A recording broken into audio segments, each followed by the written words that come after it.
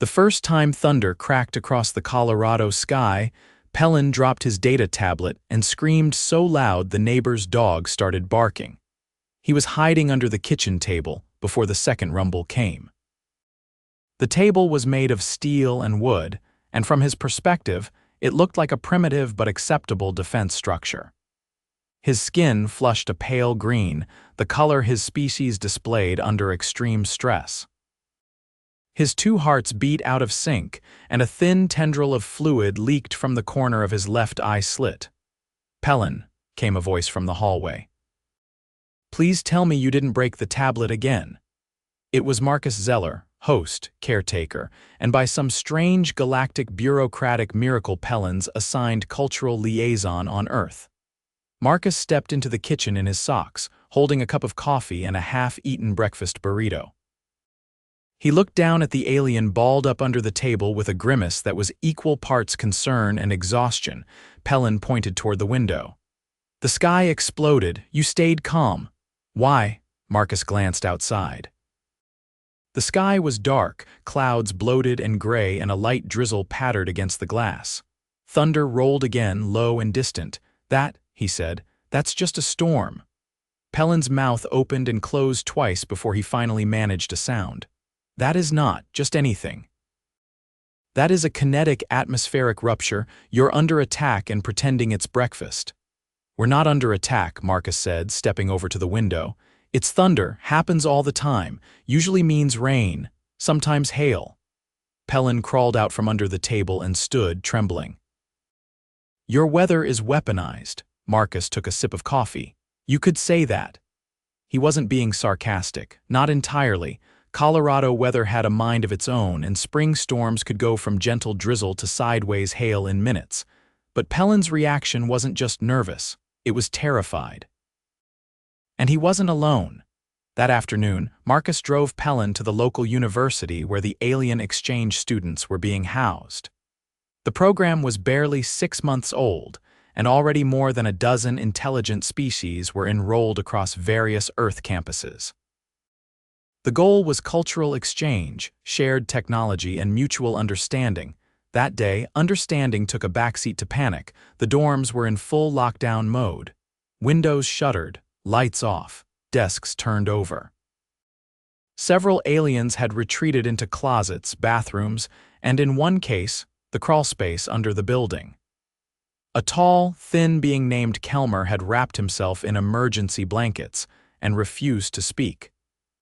Another, a squat quadruped named Fess, had used an entire can of industrial sealant to barricade the door to his room.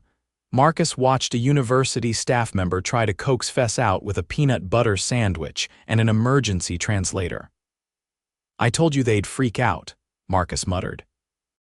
Pelon stood beside him, arms folded tightly, still pale. "You didn't tell me the sky would scream." "I said sometimes it storms in the spring. You said rain. You didn't say the atmosphere collapses," Marcus sighed. "It doesn't collapse, it's just lightning and thunder." "You know, friction, charges, all that." Pelon turned his head slowly. "You said just again.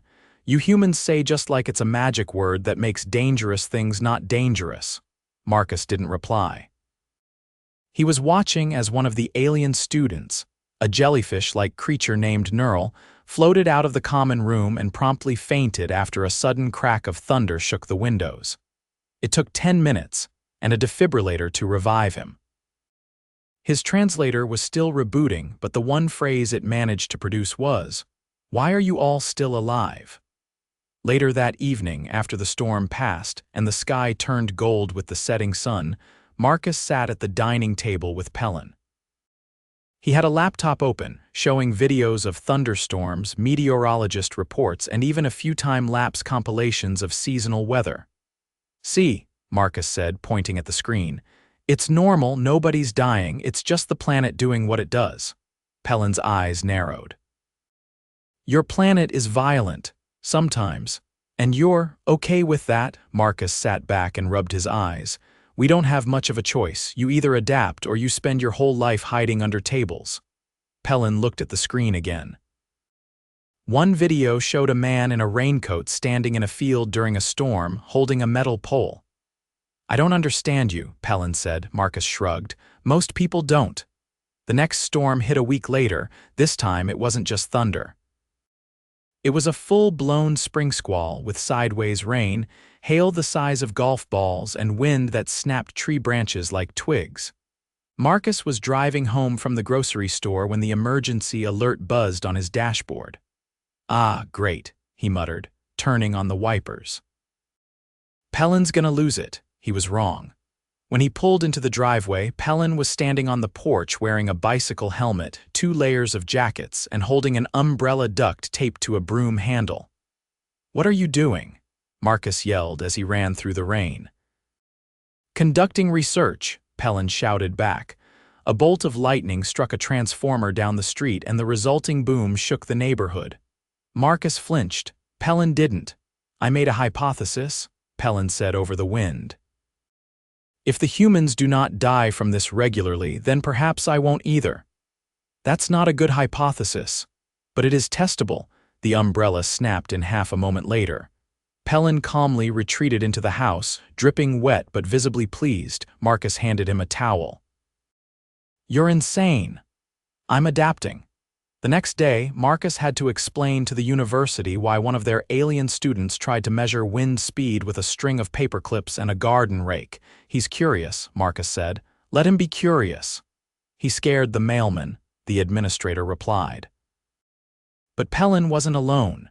The other alien students, inspired or perhaps shamed by his bravery, began to venture out during storms.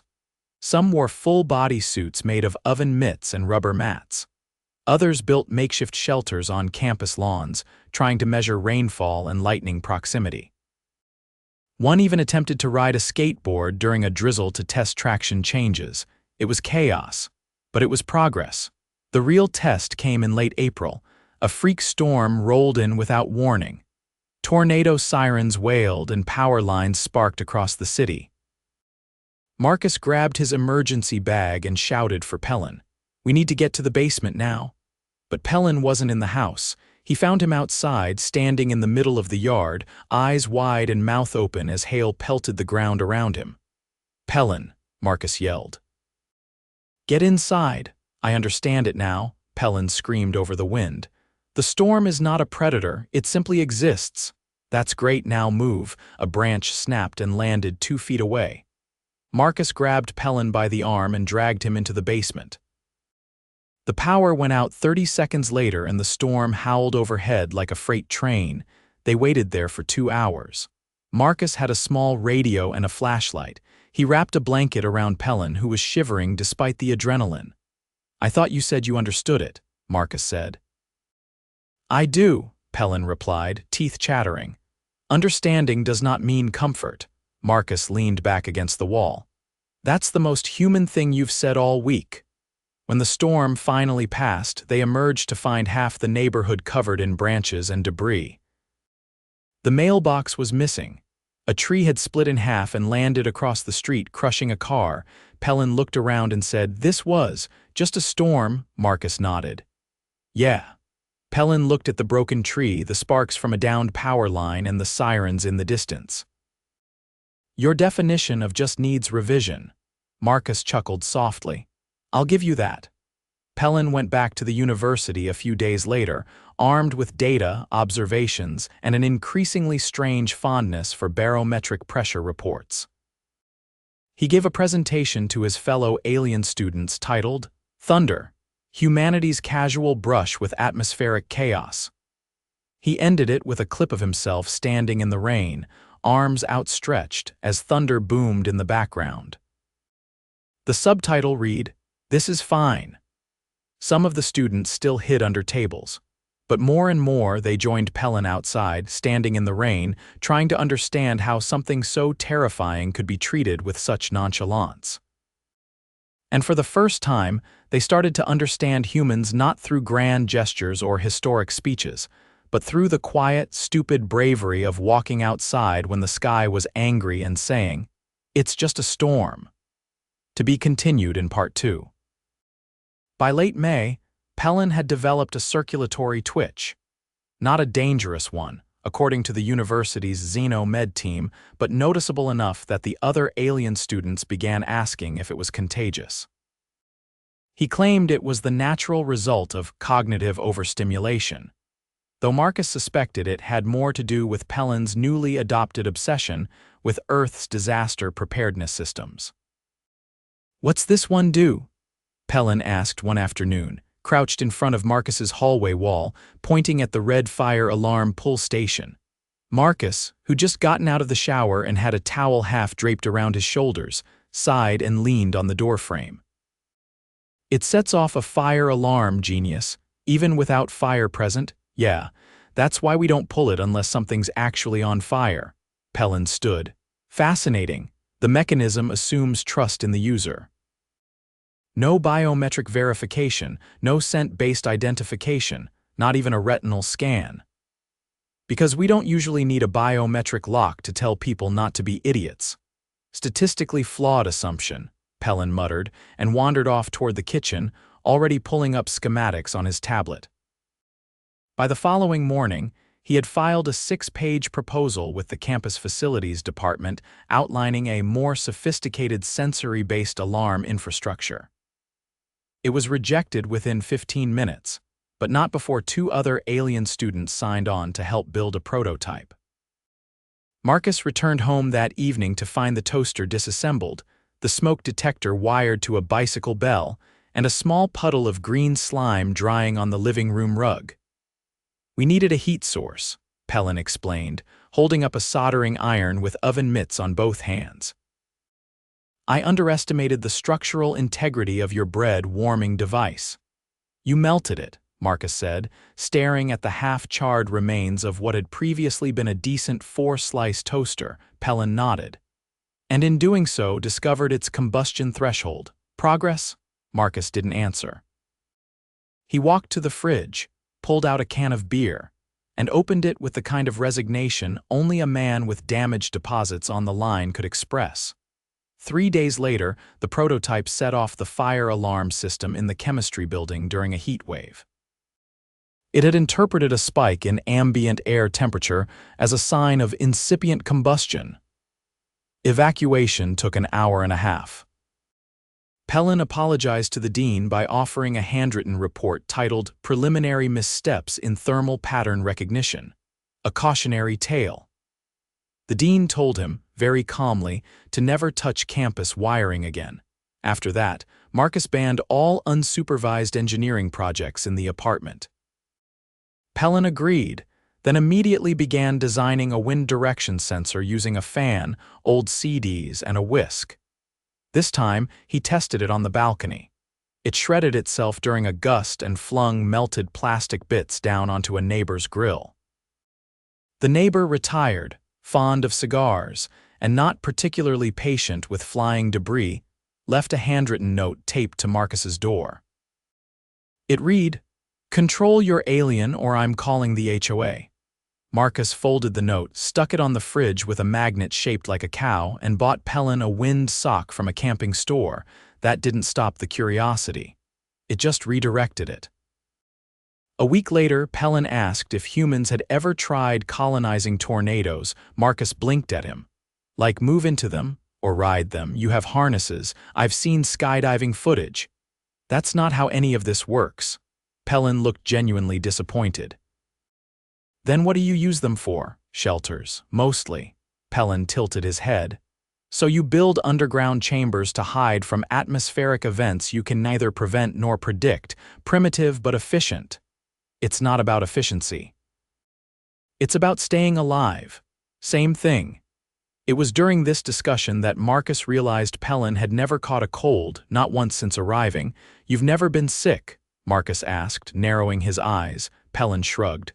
"My species maintains a robust immune lattice.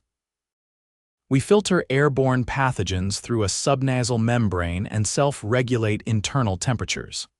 "Right, so you've never had a sore throat? Headache? Fever? No. You ever spent 3 days in bed hallucinating about a talking toaster because your sinuses were clogged? Is that common?" Marcus stared at him. "Yes." That night, Marcus left the window open, just a crack, enough for a draft. By morning, Pelon had developed a mild cough. Not debilitating, but noticeable. His voice took on a rasp and his posture sagged slightly. He poked at his breakfast with the edge of a spoon. "Something is wrong with your air," he muttered. Marcus handed him a tissue box. "You've got a cold." Pelon examined a tissue like it was a sacred relic. "This is not an acceptable condition. Welcome to humanity." Pelon's illness mild as it was triggered a full quarantine protocol at the dorms once word got out. 3 other alien students insisted on blood tests. One tried to construct a negative pressure room in the laundry facility using garbage bags and vacuum tubing. Meanwhile, Marcus brewed tea, handed out vitamin C packets, and tried to explain to the dean why Pelon was now wearing 4 scarves and a motorcycle helmet indoors. "He thinks his skull is leaking warmth," Marcus said. "Is it?" "No. The worst of it lasted 48 hours. Pelon refused to consume soup on the grounds that liquefied meat is culturally offensive. But he did develop an appreciation for ginger ale and spent an hour examining the carbonation process with a magnifying lens. By the 3rd day, he was upright again. Pale, tired, but visibly proud. "I survived biological compromise," he said, standing in the kitchen with a blanket wrapped around his shoulders like a ceremonial cape. Marcus nodded. "Congratulations, you're officially human." Pelon looked at him. "That's not a compliment, is it?" "Nope, but something shifted after that." A kind of recalibration. Pelon stopped obsessing over weather patterns and started asking about human history. Wars, yes, but also music, social movements. The way humans had built cities in deserts and carved highways through mountains.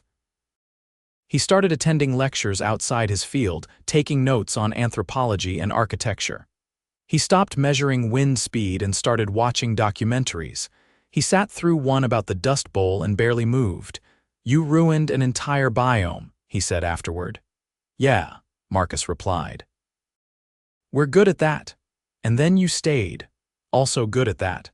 A silence stretched between them. "You don't leave," Pelon said. "Even when logic demands it, we adapt." Pelon watched a crow land on the balcony railing. It stared at them, then hopped sideways and flew off. "You're the only species I've studied that views survival as a contest with your own environment." "Is that bad?" "It's bewildering." Marcus took a sip of coffee. "You'll get used to it." "I'm not sure I want to," but he kept studying. And a week later, he asked Marcus to drive him north. "Where?" "The place with the old volcanoes." "You mean Yellowstone?" "Yes, I want to see the supervolcano." Marcus blinked. "Why?" Pelon's eyes lit up. "Because you built a national park on top of it." Marcus didn't argue, he just booked the trip. Because if Pelon wanted to understand humans, there was no better place than the edge of a boiling, potentially world-ending geological feature that people visited with fanny packs and trail mix. They left 2 days later. Pelon brought a notebook, a pressure gauge, and 3 different hats. He handed Marcus a checklist titled Signs of Impending Eruption and sat quietly for most of the drive, eyes fixed on the passing landscape. And somewhere past Cheyenne, he whispered, "You're not afraid of anything, are you?" Marcus didn't answer right away, then he said, "We are." "We just keep walking anyway." Pelon nodded once, and for the rest of the ride, he didn't take his eyes off the horizon. Pelon's first words as they entered Yellowstone were, "It smells like boiled eggs and regret." Marcus rolled down the window anyway. The sulfur stung, thick and metallic, but the spring air was still cooler than expected.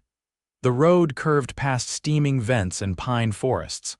Pelon sat stiffly in the passenger seat, gripping a folded park map like it might try to escape.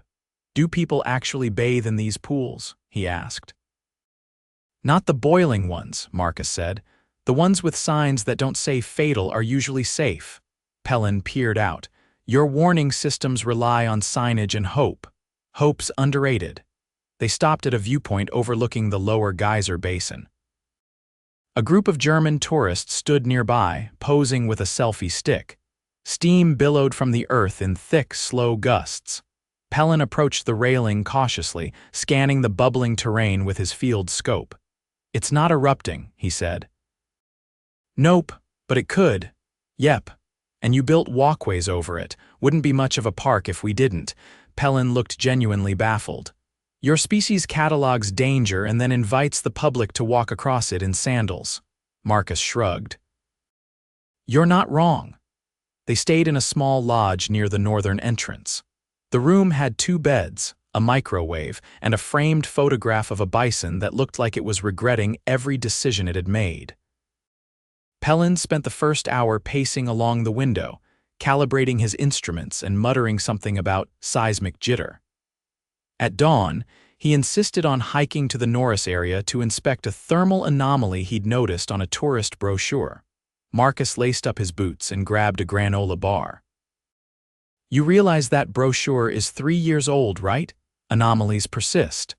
The trail was damp from overnight rain. Pelon moved like a cautious stork, stepping over puddles with exaggerated care. 1 mile in, he paused and sniffed the air. "The scent density here is sharper. It's a pine grove. Are they edible? Not unless you're desperate or a moose." They reached the basin by mid-morning. Steam curled from vents like breath from invisible lungs. Pelon crouched beside a fumarole, holding a thermal reader, oblivious to the danger. "Do not approach" sign behind him. "Back up," Marcus said. "That thing can spit." Pelon looked at him. "Spit? Superheated water. Last week somebody had to get skin grafts." Pelon blinked. "Why would someone stand close enough to require grafting?" "Selfies." Pelon stood up, brushing dust from his trousers. "You need a licensing system for tourism. Believe me, we've tried." They sat on a boulder for a while, eating trail mix in silence. Pelon picked out the raisins with surgical precision. "I've been compiling data," he said eventually. "About your species," Marcus nodded. "And you're not consistent. You fear the invisible but ignore the obvious. You monitor wind but ignore lava. You panic over pollen but climb mountains without oxygen." "That's fair. I'm trying to reconcile it. You won't." Pelon squinted at a distant geyser. "Is it cultural?" "No, it's human." Later that afternoon, Pelon asked to visit the medical station near the visitor center. Not because he was ill, but because he wanted to observe. The nurse, a stocky woman named Heather with a faded tattoo of an eagle on her forearm, eyed him over her clipboard. "You sick?" "No." "Bleeding?" "No." "Then why are you here?" "To watch." She stared at Marcus. "He's doing a research thing. He's harmless." Heather sighed and pointed to a chair. "Don't touch anything that beeps." Pelon sat silently for the next hour as hikers wandered in with twisted ankles, sunburn, 1 bee sting, and a man who had tried to pet a bison calf. Heather patched them all without ceremony, muttering under her breath as she applied antiseptic or handed out ice packs. "That calf could have tossed him to Idaho," she said, wrapping the man's wrist. "I told him. Does he listen?" "No, he says it looked lonely." Pelon leaned toward Marcus. "How often do people ignore expert advice?" "Always." Heather pointed a thermometer at a young woman with blisters. "You drink any water today?" "Only coffee." Heather gave her a look that could melt granite. "You're dehydrated and sunburnt." "Congratulations, you've officially become jerky." Pelon watched, fascinated. "You insult them while healing them." "It's motivational," Heather said back at the lodge that evening. Pelon sat on the floor cross-legged, surrounded by notes. He was sketching a model of Yellowstone's magma chamber with a pen that glowed faintly in the dark. "You think it'll erupt?" Marcus asked, brushing crumbs off the bedspread. "Statistically unlikely in our time frame." "That's a dodge." Pelon tapped the paper. "If it does, it will eradicate large portions of the continent, but you built hiking trails over it." "You already said that." "I'm saying it again." Marcus laughed. "You want to go home yet?" Pelon paused. "I don't know." The next day they drove out to the Grand Canyon of the Yellowstone. The view was startling, even to Pelon. He didn't speak for nearly 10 minutes, just stared at the waterfall, watching the mist rise in slow spirals. "It's violent," he said finally. "But beautiful. That's how most things are here." They stood in silence until a woman nearby sneezed so hard she dropped her phone. Pelon turned. Your immune systems are confounding. She's allergic to pine pollen. She came to a pine forest. See. You're learning. They headed back toward the parking lot. Halfway there, Pelon stopped walking. Do you think survival is your species' defining trait? Marcus turned. No, it's the fact that we do it badly and still pull it off. That night, a thunderstorm rolled in over the lodge. Pelon didn't flinch. He stood by the window, watching the sky flash like a cracked light bulb. Rain drummed against the roof and wind moaned through the trees. Marcus, half asleep, said, "You okay?" Pelon nodded. "I understand it now." "What? You live with risk." "Not because you choose to, but because it never left." Marcus didn't reply. He didn't need to. By dawn, the storm had passed. They packed the car in silence. Pelon folded his field scope with care, tucking it between his notes and a small pine cone he'd collected from the trail. As they drove out of the park, he said, "I still think your survival strategies are erratic. They are, but they work. Most of the time." Pelon looked out the window at the steaming earth. The trees bowed from wind, the stubborn hikers already out on the trails. "I'm beginning to think chaos is your ecosystem." Marcus grinned. "Welcome to Earth." They didn't speak for the next few miles. They didn't need to. Pelon had stopped asking why humans stayed in dangerous places. Now he was wondering how they turned danger into landmarks.